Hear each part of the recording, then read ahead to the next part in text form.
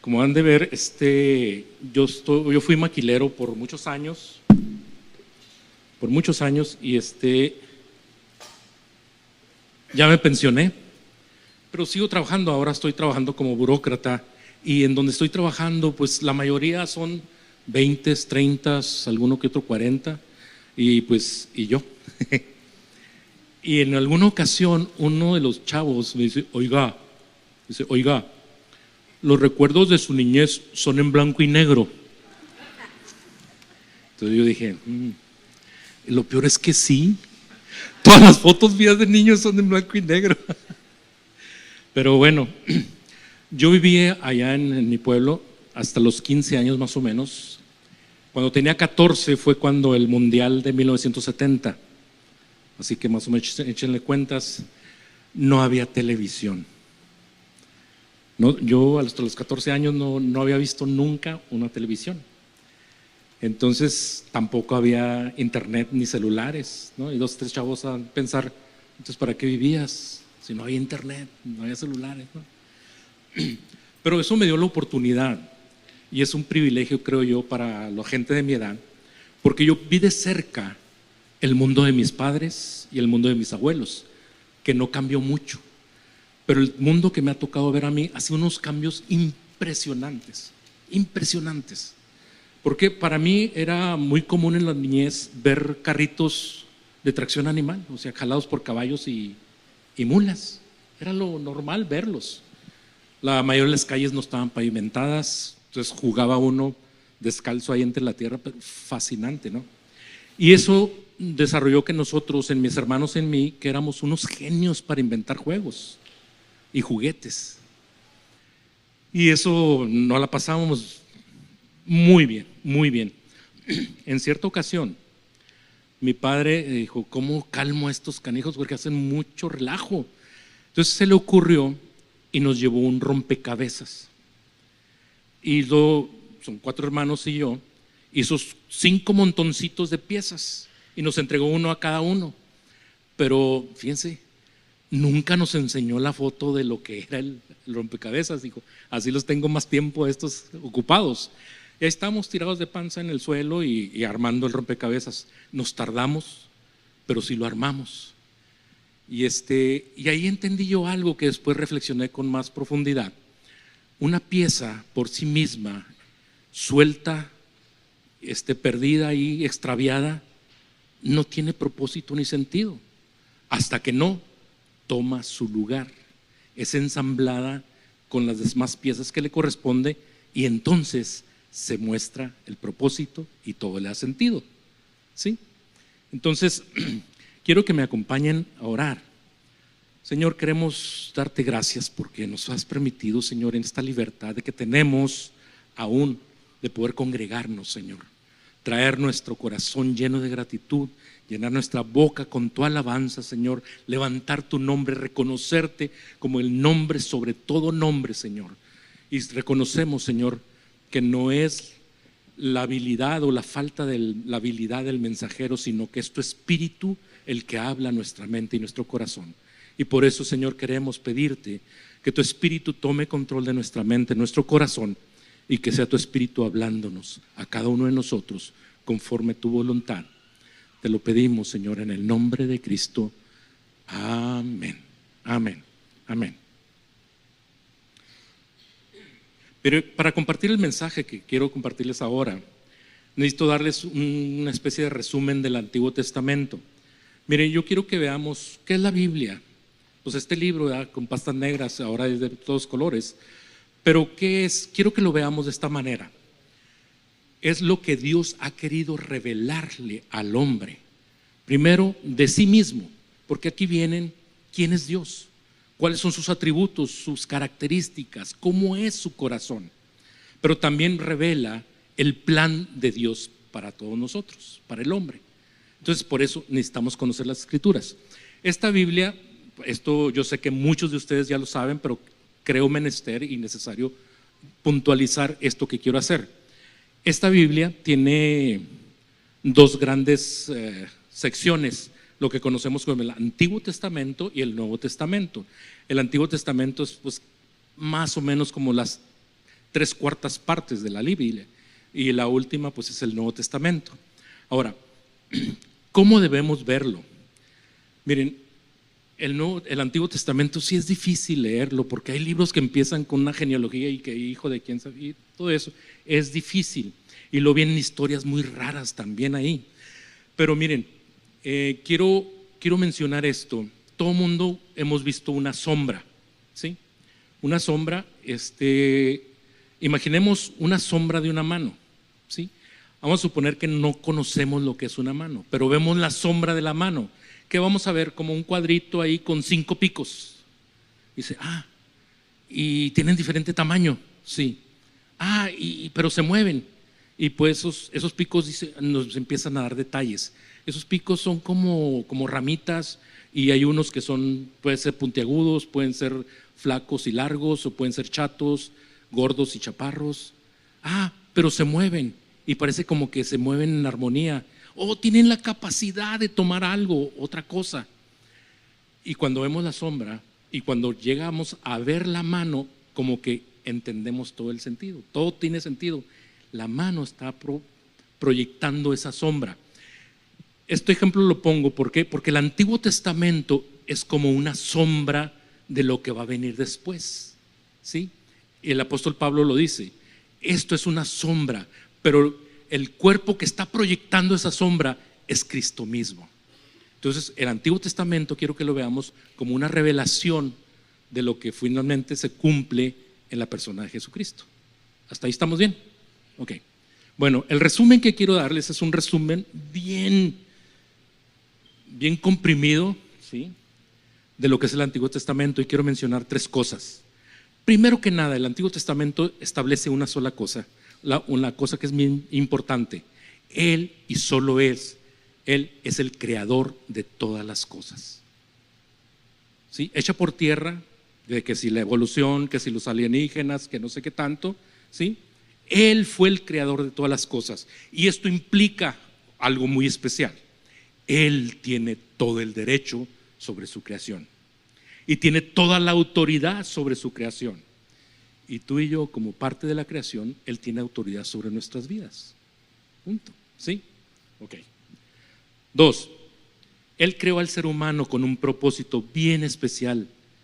Él creó al hombre, y después de toda la creación, como la corona de su creación, no dijo sea el hombre y el hombre fue hecho. No, tomó tierra, sopló su aliento de vida, con esto mostrando que Él estaba creando al hombre a su imagen y semejanza. ¿Cuál era el propósito que Él tenía? Tener una relación personal. Crea un lugar especial, pone ahí al hombre, y aunque en lo que implica el que somos a imagen y semejanza de Él, implica que tenemos nuestra propia voluntad. Pero el propósito de Dios es que, hijo, no vivas en base a tu voluntad, vive por lo que yo te hablo, vive por lo que yo te digo. ¿Por qué? Porque yo soy verdad y soy bendición, porque quiero tu prosperidad, porque mis planes son de bienestar y no de calamidad para tu vida, para darte un futuro y una esperanza. Vive en base a lo que yo te digo. Yo soy verdad. Viene el enemigo, ¿y cuál es su argumento? ¿Cuál es su engaño? Dios te está mintiendo, no es cierto. Y el hombre termina creyéndole al enemigo, ¿sí? ¿Cómo es un engaño?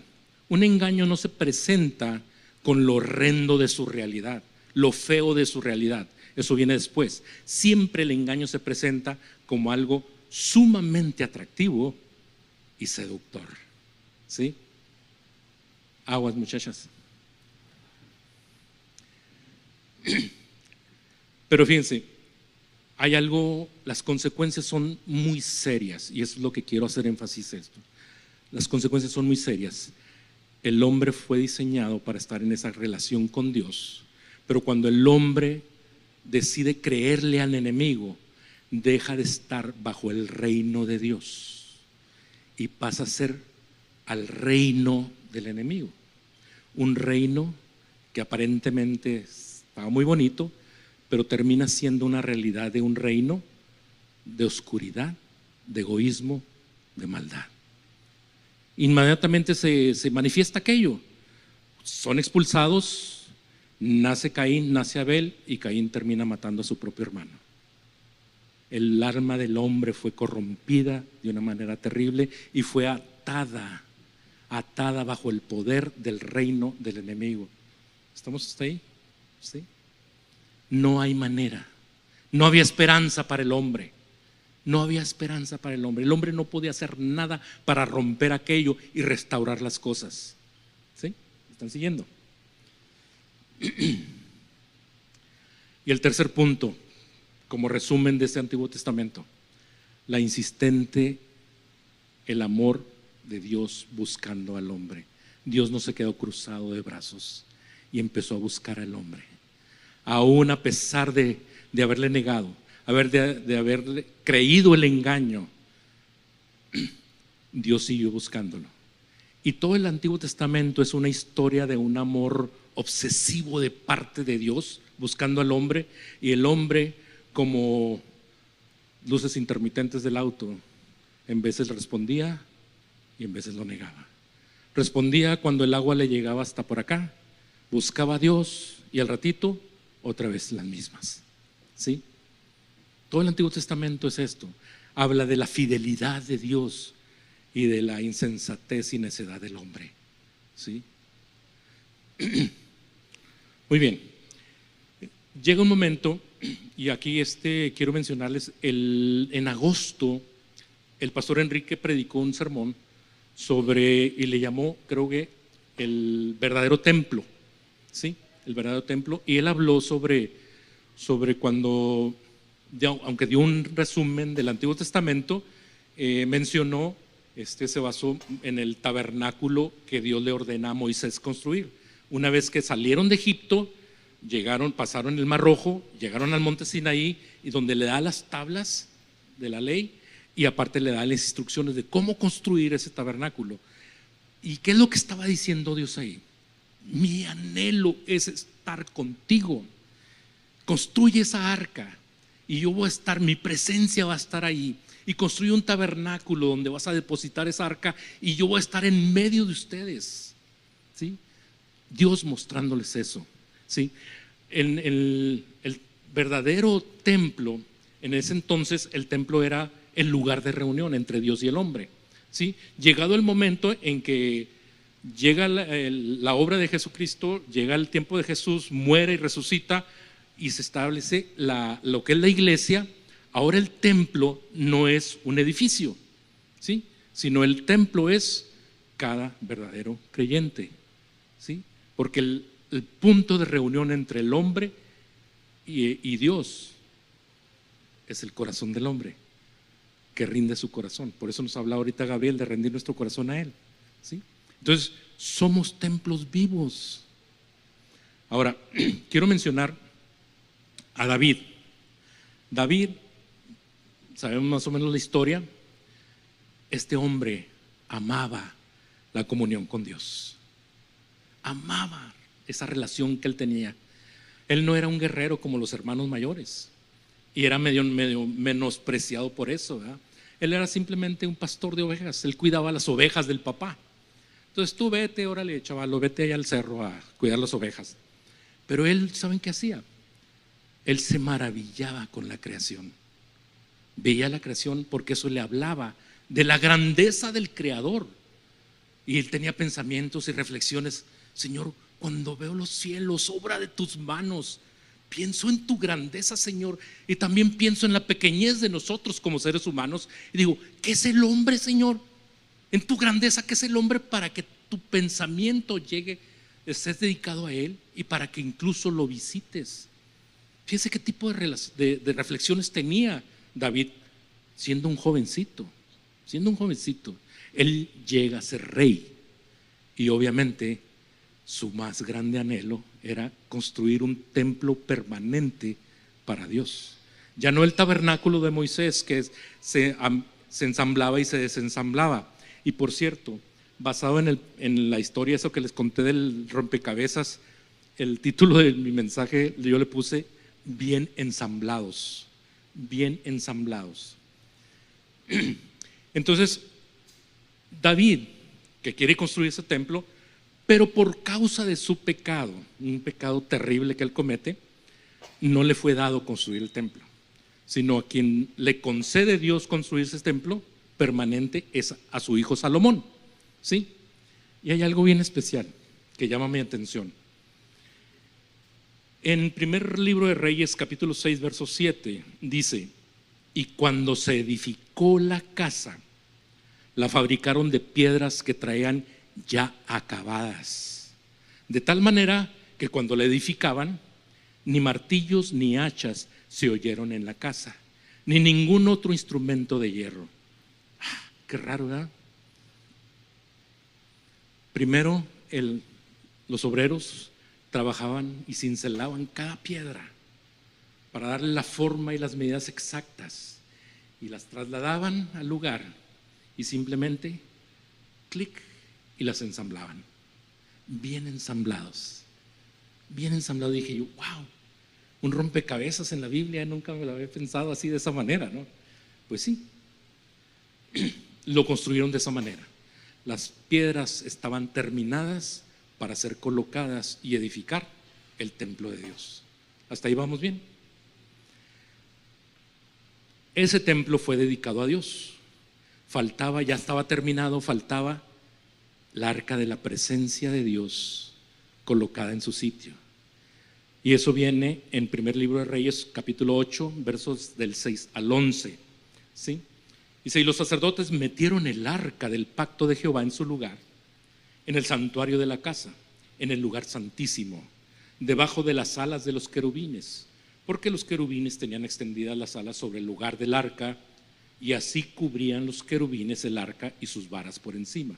Y sacaron las varas de manera que sus extremos se dejaban ver desde el lugar santo. Sacaron las varas con las cuales cargaban el arca, diciendo con esto que ya iba a ser su lugar permanente. En el arca ninguna cosa había sino las 2 tablas de piedra que ahí había puesto Moisés en Horeb, donde Jehová hizo pacto con los hijos de Israel cuando salieron de la tierra de Egipto.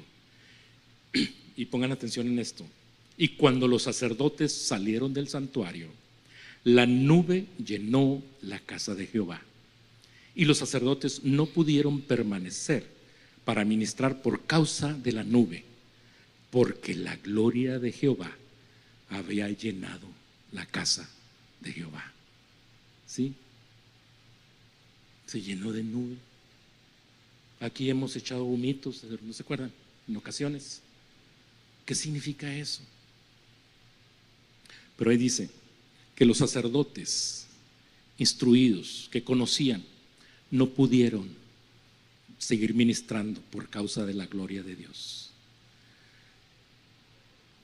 No entendemos. Si eso pasara en este momento aquí, varios de nosotros caeríamos desmayados.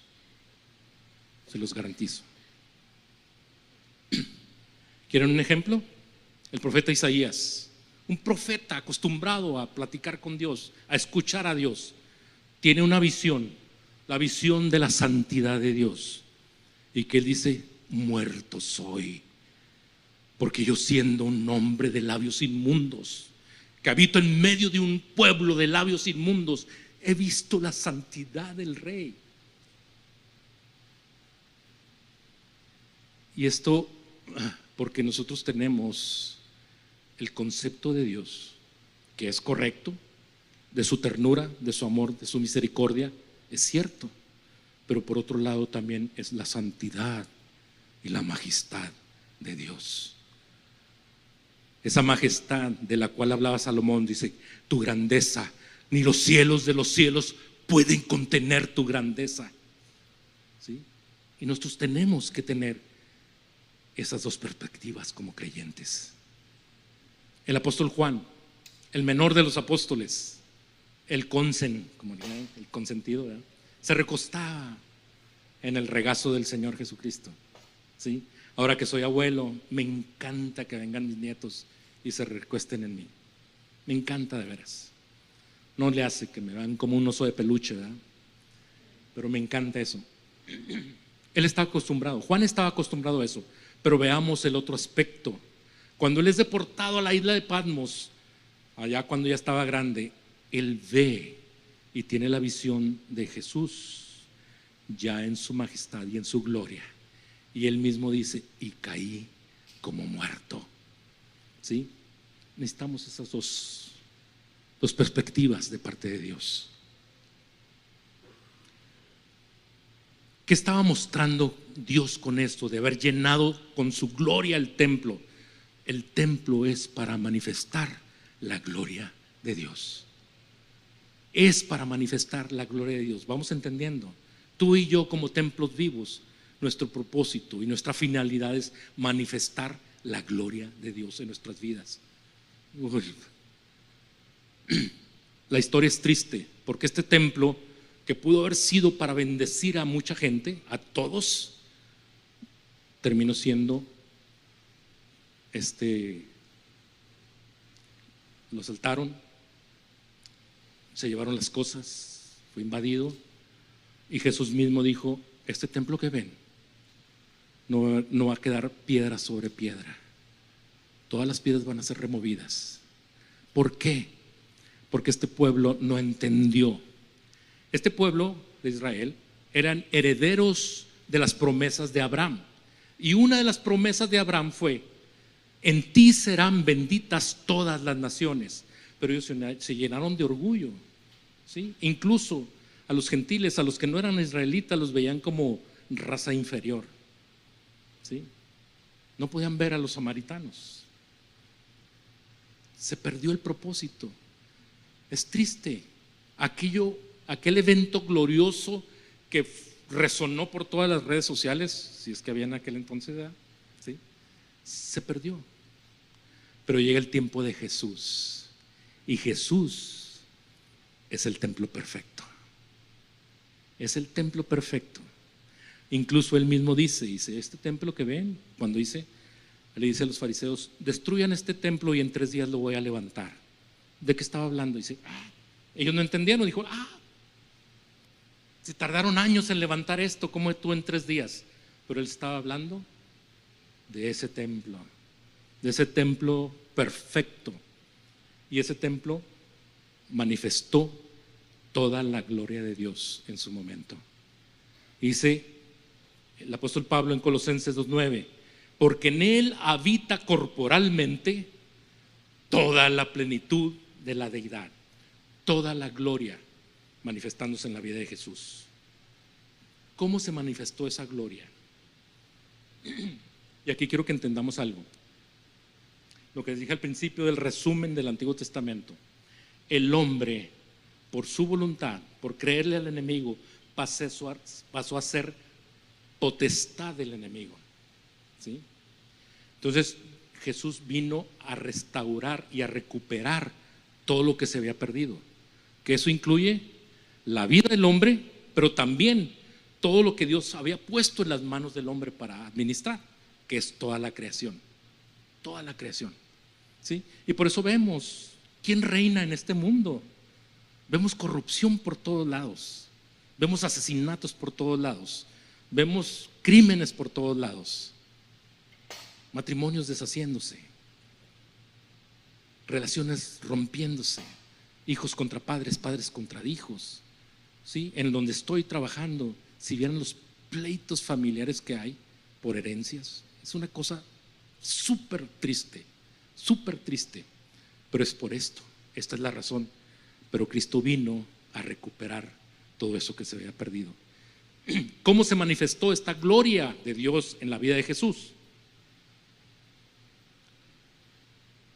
Juan el Bautista, ese que bautizó a Jesús, incluso le dijo a todo el pueblo, he ahí el Cordero de Dios que quita el pecado del mundo. Y todos se fueron para él. Él tenía dudas en su corazón. Y cuando ya estaba preso, le manda a preguntar a Jesús, ¿eres tú el que había de venir o esperamos a otro? Y vean la respuesta de Jesús. Vayan y cuenten a Juan lo que oyen y ven. Esto está en Mateo 11 del 2 al 5. Vayan y cuenten a Juan lo que oyen y ven. Los ciegos reciben la vista, los cojos andan, los leprosos quedan limpios. Ahorita no hay leprosos, hay muchos leprosos entre nosotros, leprosos de acá adentro. Los sordos oyen.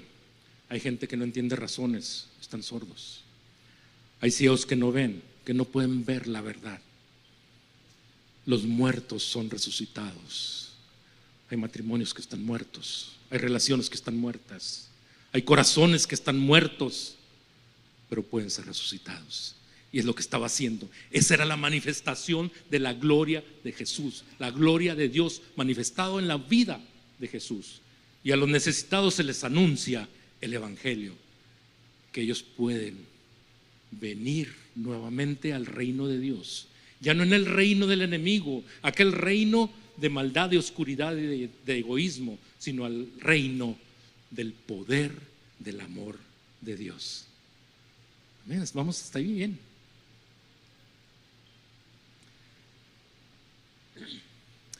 Y aquí hablando de ensamblar bien, ¿por qué pudo manifestarse esta gloria en la vida de Jesús?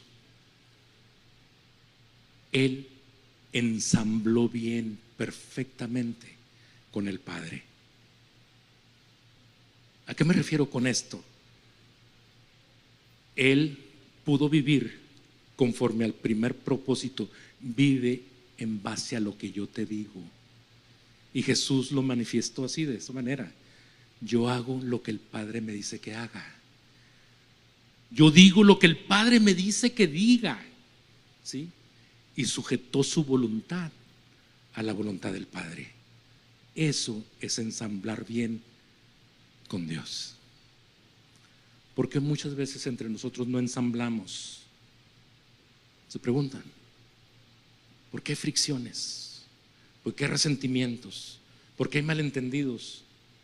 Porque necesitamos primero ensamblar bien con Cristo. Si mi hermano ensambla con Cristo y yo también, vamos a ensamblar y vamos a conformar el templo vivo de Dios, donde la gloria de Dios se va a manifestar, ¿sí? Por su amor. Vamos captando. El apóstol Pedro así lo entendió. Y él lo entendió como el templo de Dios. Dice, Jesús era el templo perfecto, dice, pero él vino a ser la piedra angular de ese templo.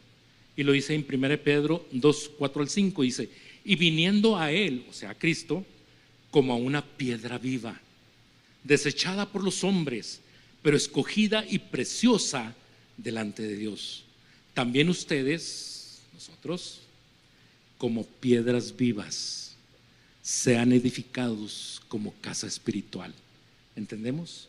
Para un sacerdocio santo, para ofrecer sacrificios espirituales aceptables a Dios por medio de Jesucristo, para que se pueda ver que los ciegos reciben la vista, los cojos andan, los leprosos quedan limpios, los sordos oyen, los muertos son resucitados y a los necesitados se les anuncia el evangelio. ¿Queremos ver esto en una realidad en tu propia familia, en tu propio matrimonio, en tu relación con tus hijos, con tus padres? ¿Sí? Ya sabemos cómo. Es el gran anhelo de Dios poder ver esto, poder manifestar su gloria en su templo. Pero ¿cuál es el problema? El problema son las piedras que no están terminadas. Ahora bien,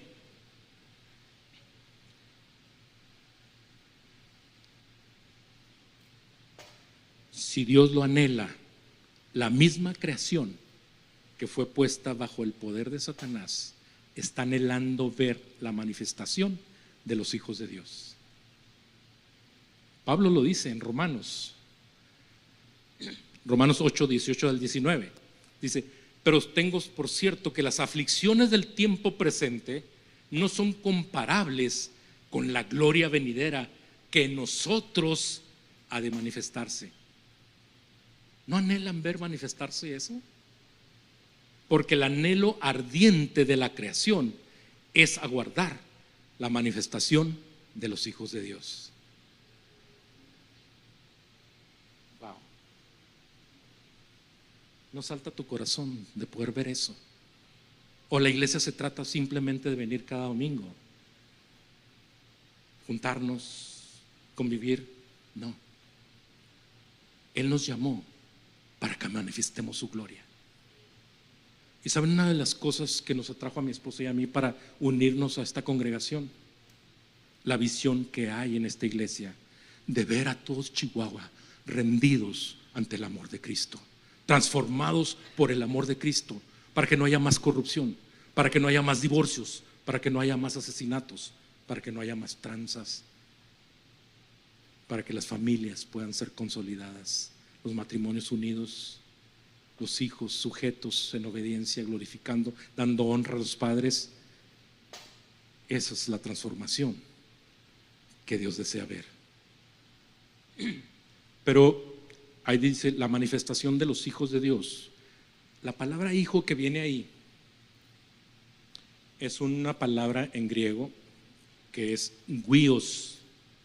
La palabra huios sí es hijo, pero implica un hijo maduro.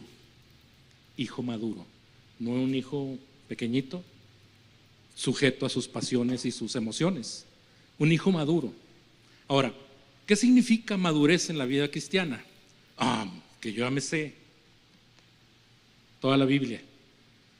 Es necesario, debemos conocer las escrituras, pero yo conozco muchos que saben la Biblia y recitan salmos completos, pero eso no implica madurez. Madurez no viene del cerebro, la madurez viene del carácter, que el carácter está formado por lo que hay en el corazón. ¿Sí? Entonces, esa pregunta dice, ¿qué es madurez? Los discípulos se lo preguntaron a Jesús. Señor, ¿quién es el mayor en el reino de Dios? Y yo me imagino a todos los discípulos ahí rodeando al Señor y tal vez un Pedro. ¿Seré yo acaso, maestro? ¿Seré yo el mayor? Y el Señor les echa por tierra, va y toma a un niño y lo pone en medio de todos ellos. Y vean lo que dice Mateo 18 del 1 al 4. Dice, en aquel momento se acercaron los discípulos a Jesús diciendo, ¿quién es el mayor en el reino de los cielos?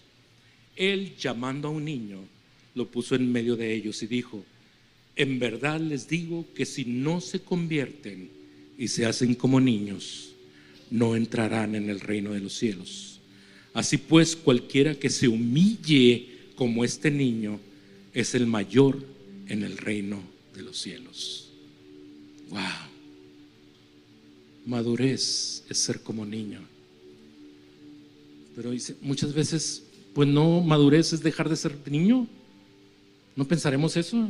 Ya deja de ser como un niño, ya compórtate como un adulto. ¿Nunca nos dijeron eso los papás? ¿A qué se refería Jesús? Miren, ya en mis tiempos, una de las mayores bendiciones que tengo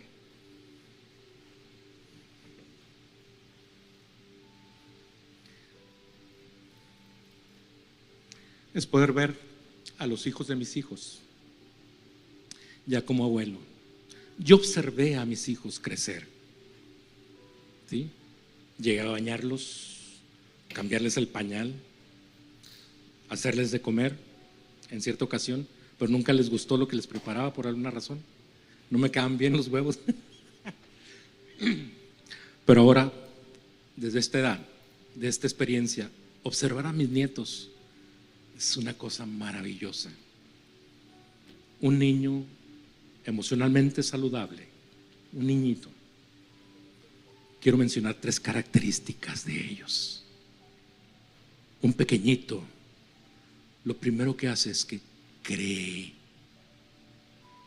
acepta que lo que le dicen es verdad. ¿Sí? ¿Se acuerdan al principio? Vive por lo que yo te digo. Un niño así actúa. Tú le dices una barbaridad y se lo cree. Es que mi hijo, yo puedo volar. ¿Sí? Se lo cree. Y como se lo cree, lo que viene después es que él obedece, porque primero creyó. Y otra de las cosas que me maravilla de los niños es que ellos perdonan con una facilidad impresionante. No guardan rencor como nosotros. ¿Sí? Yo considero y he aprendido que los problemas de nuestra vida, y todos tenemos problemas, y puedo hablar dos causas posibles. Una, que es la mayor parte de nuestros problemas, que son causados ¿por qué? Por mis malas decisiones, porque soy medio cabezón y sabía que no debía haber optado por aquello, y ahí voy, ¿sí? Y eso me causa problemas y trae consecuencias, y muchas veces serias, ¿sí? La otra es cuando ya somos creyentes y Dios permite algo adverso en nuestra vida. Yo no lo causé, Dios lo permitió en mi vida, ¿sí? Pero ambas dos, fíjense cómo es el Señor, ambas dos son usadas por Dios para llevarme a esta madurez. ¿Qué es esa madurez? Depende de mí, porque no dependes de mí. Primero echas mano de tus propios recursos, de tus propias habilidades. Búscame a mí, vive por lo que yo te digo, porque yo soy verdad, soy bendición. Yo quiero darte un bienestar y no una calamidad, porque quiero darte un futuro y una esperanza. Permíteme bendecirte, no tan solo a ti, sino a toda tu descendencia. Pero no creemos. ¿Por qué nos llenamos de angustia, de desesperación? ¿Y por qué nos gana, Señor, muchas veces el temor y la aflicción? Porque no creemos, porque no tenemos la revelación de esa grandeza de Dios, que nada escapa a su voluntad, que Él tiene control absoluto de todas las cosas y todo va a ser para mi bendición. No lo creemos y nos gana el temor y la duda. Entonces es difícil obedecer. Es difícil obedecer. Y luego, ¿por qué batallamos para perdonar? ¿Quién no batalla para perdonar? No levanten la mano. En lo que he vivido en el Señor, me ha tocado aconsejar matrimonios. Y con tristeza muchas veces he visto que aquello no fructifica y termina en divorcio aquel matrimonio. Y eso rompe a mi corazón. Señor, ¿por qué? Y el Señor me dijo, es porque dureza de corazón, porque no saben perdonar. ¿Y por qué no podemos perdonar, Señor? Digo, porque no han entendido algo. Ellos primero fueron perdonados. ¿Y qué clase de perdón recibimos de parte de Dios? Había una condena de muerte sobre nuestras vidas. Estábamos bajo el reino del enemigo, un reino de oscuridad, de egoísmo y de maldad. Y no había poder que nos pudiera sacar de ahí, excepto el poder de Cristo. Porque Él pagó mi deuda, porque Él murió por mí, porque Él perdonó mi pecado.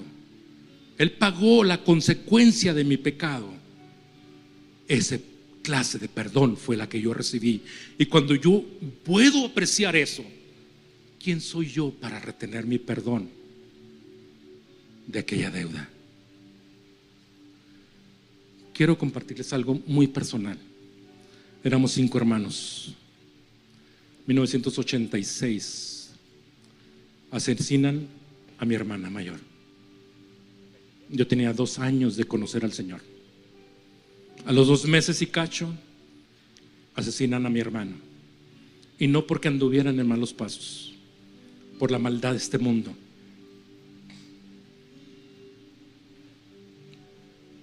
Créanme, yo sentí el poder del deseo de la venganza en mi corazón súper vivo.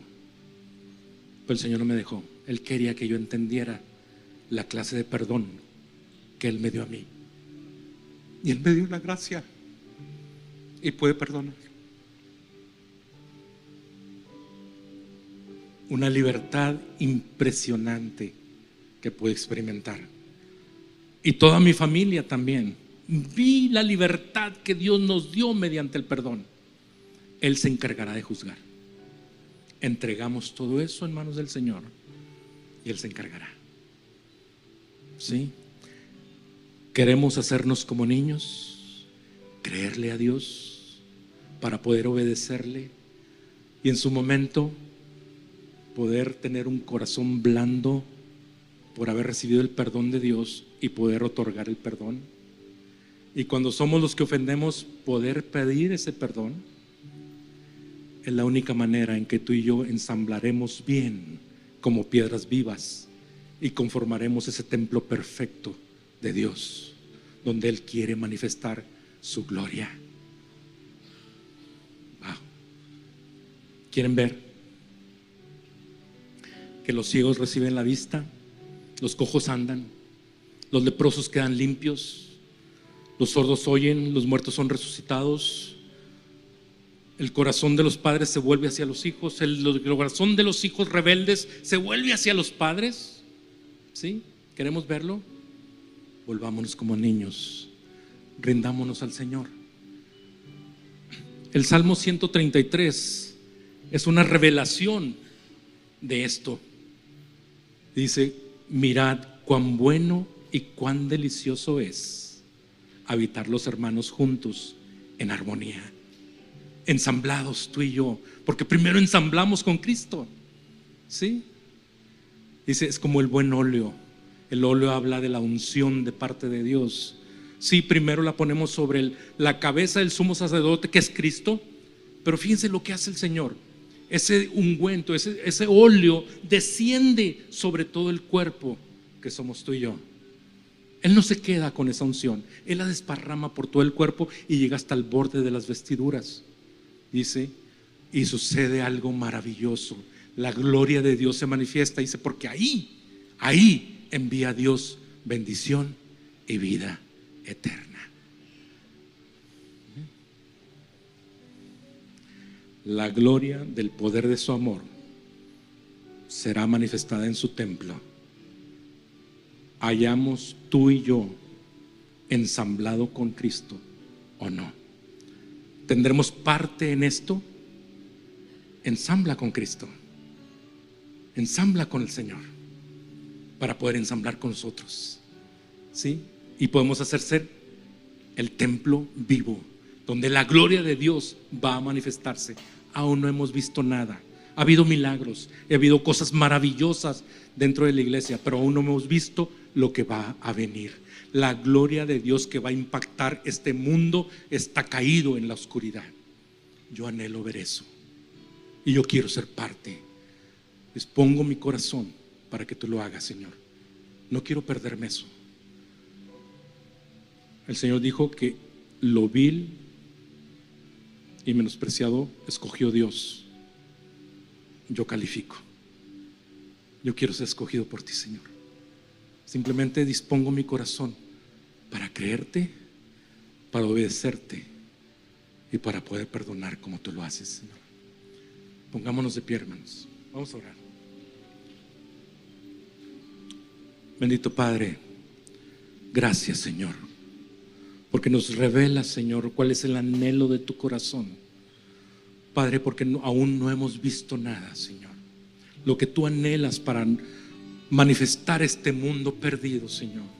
Y tú quieres usarnos, Señor, como tu templo para manifestar tu gloria, Señor. Pero, Padre, hoy pido, Señor, que tu gracia sea derramada, Señor, entre nosotros, para que tú lleves nuestro corazón, Señor, a rendirse a ti, Señor. De esa manera, como pequeñitos, Señor, creyéndote, obedeciéndote, amándote, Señor, permitiendo, Señor, que tú hagas la obra que tengas que hacer en cada uno de nosotros, porque tú no ignoras las necesidades que tenemos y eres propicio a nuestra necesidad. Tú quieres sanar nuestras heridas primero, tú quieres restaurar nuestros corazones, Señor, pero también quieres llevarnos a conformar tu templo, Señor. Padre, haz tu obra en este momento en cada corazón, por amor de tu nombre, Señor, en Cristo Jesús. Amén, amén.